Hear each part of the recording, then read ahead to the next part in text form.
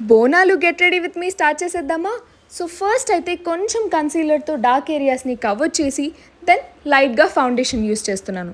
కొంచెం ఫౌండేషన్ తీసుకొని ఓపిక బ్లెండ్ చేస్తే స్మూత్ బేస్ మనకు వచ్చేస్తుంది.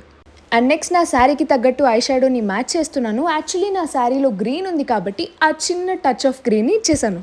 మీ అందరికీ తెలుసు నాకు బోనాలు అంటే ఎంత ఇష్టమో ఏంటో తెలియకుండా ఆ జోష్ ఆటోమేటిక్గా వచ్చేస్తుంది.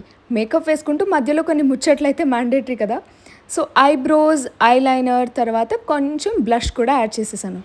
ఇంకా ఫైనల్ స్టెప్ కాంపాక్ట్ వేస్తే ఎంత స్వెట్ వచ్చినా నా మేకప్ అస్సలు కదలదు. సో కాజల్ బదులు ఐస్ కొంచెం డార్క్గా కనిపించడానికి ఐలైనర్ పెన్సిల్ని యూస్ చేస్తున్నాను. అండ్ లిప్ లైనర్ అసలు డార్క్ కలర్స్ వేయట్లేదు. I want to keep it very simple this time. Actually హడావిడిలో మస్కారా వేసుకోవడం మర్చిపోయాను, బట్ రీసెంట్గా నేను ఈ మస్కారా యూస్ చేస్తున్నాను. నాకైతే చాలా బాగా నచ్చింది. లింక్ కావాలంటే కామెంట్ చేసేయండి.